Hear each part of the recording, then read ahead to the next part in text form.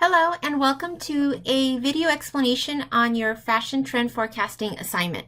So it turns out some of you are having an extremely hard time understanding what this assignment is about and can't even get started. So this is a quick explanation as to how to do that.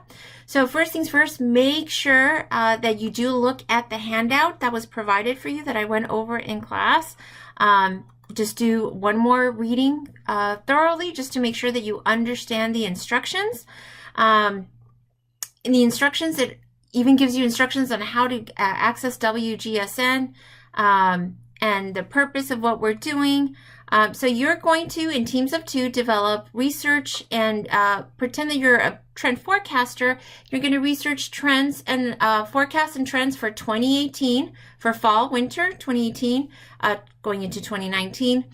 And you're going to select a client, okay, a retailer manufacturer that will use your services, and you're going to research. You're going to look at trends for 2018, for fall, winter of 2018, and then of what you see, you're going to carefully select which items that client can use. Okay, so you're doing the footwork. Instead of them looking at everything, you're looking at it and telling them what they should incorporate in their product line.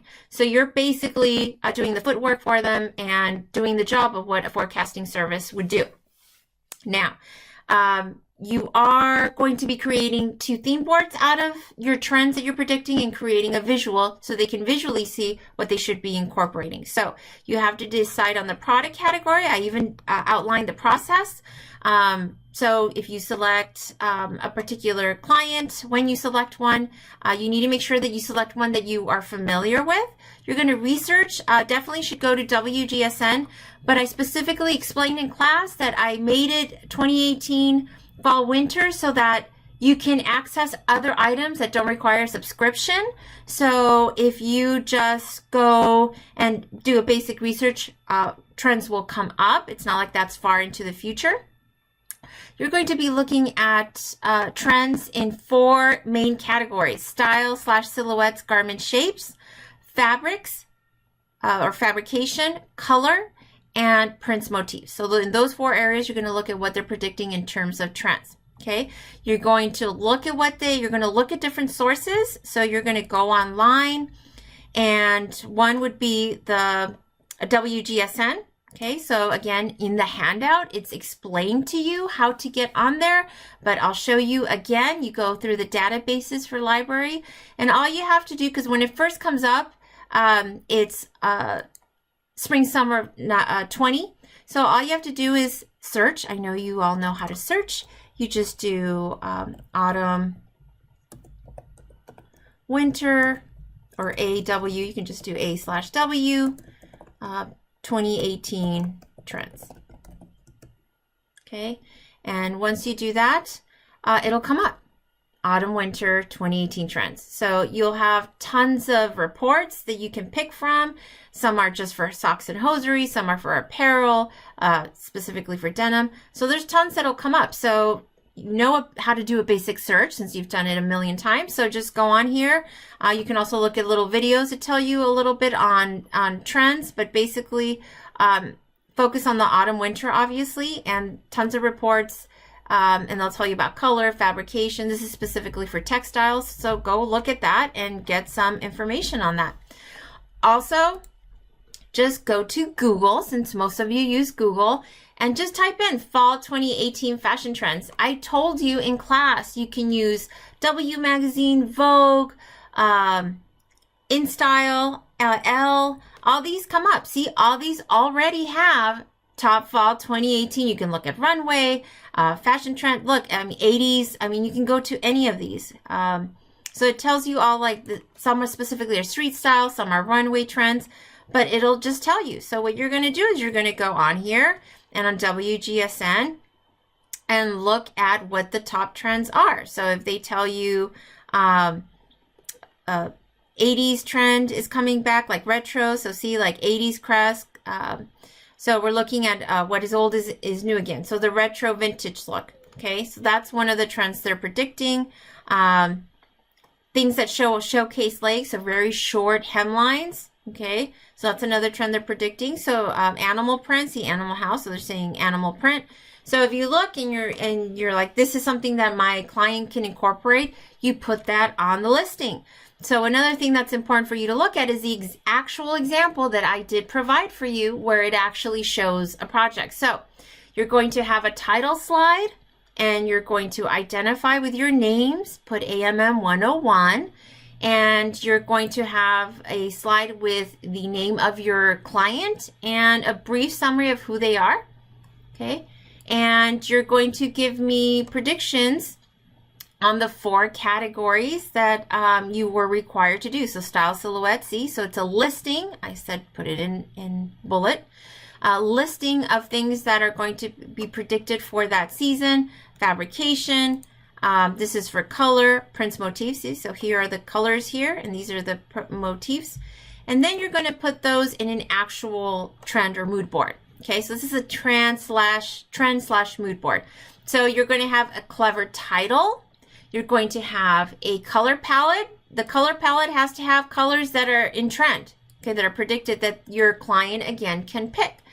So if you're looking at this and you're doing your research and you realize, no, I can't use this, like if you're doing a men's shop and no, I can't use this, or like big baggy shapes with plaid, and that's one of the trends, and your client can use it, that would be on the list. Plaid, plaid prints, color blocking. If for styles, it would be baggy shapes, oversized tops. Okay, that would be in your trend list. Okay, so that's how you incorporate that. So you would actually write it out, and then you would take some images. You can take it from this side. Again, you have tons of options, like I explained to you, that you can go to Vogue.com, InStyle, Elle, W Magazine.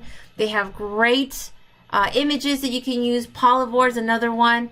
So I give you tons of choices that you can take a look at. Things that evoke mood as well on color. So it doesn't have to be like runway shots and just straight streetwear or people on the street wearing items. It could be close-ups on particular items. So you can get images from all different sites. Just make sure it's a site you're familiar with, that you won't get a virus from, that it's not a corrupt image.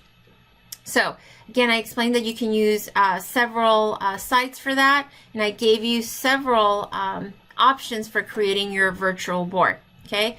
Once you're done, however, you do have to put it on that PowerPoint. Okay. So you're going to be doing a minimum of 2, because you have to incorporate all these trends you listed into 2 themes. If 2 themes is not enough, then you can do a 3rd one, but that's optional. It's not required. If putting it in 2 is perfectly fine, no problem. If you're struggling, I don't want you to struggle, so you can do a 3rd one if it's helpful with a 3rd theme. If you do a really good job adding borders, getting really creative with it, it's a chance to get extra credit. And then the last slide will have your references and sources. Another thing that you want to make sure you look at, so you're not so lost and completely confused, is you want to make sure that you look at the rubric, which was included for you as well. Since this is a digital submission, you do not have to print anything. You do not have to submit the rubric. I will be printing this out for you, so you don't have to worry about printing anything. But it's here. It says title slide, has group members' names, correct season, year, style, color, reflect client's image. So you're theming the slides to your client's image. Slide 2, introduction, clear description of client and target customer. Trend predictions, so styles, fabrics, colors, and prints, all are appropriate for client. Mechanics like proofreading, making sure that you don't have typos. That your trend boards, you have a minimum of 2 themes, clever titles and names. All trends are included, appropriate for the client. So you need to look at this. This is where the points are being awarded. So if you're totally lost and don't know even where to begin, again, I recommend you look over the handout once again and look at the rubric and look at the example I gave you, and then go to WGSN and then the other sites such as Vogue, Elle, W Magazine, all the fashion sites, fashion blog sites as well, so you can get pictures. Get the trends first that they're predicting, and then go ahead on the 4 categories. Okay, again, those were styles, garment shapes, silhouettes, that's one group. Fabrics, fabrication, that's another. So cotton dam, like styles, A-line, baggy, boxy, wide leg, slim leg, high rise, low rise. Fabrications would be like actual like silk, fur, so actual fiber content, as well as you know, a garment dyed, piece dyed types of fabrication, acrylic, metallic fabrics, that kind of stuff. And then for your other two categories would be color, so the color palette, and then prints, motifs, so like checks, gingham, plaids, animal print. These would all be under prints and motifs. Okay, tattoo print might be in.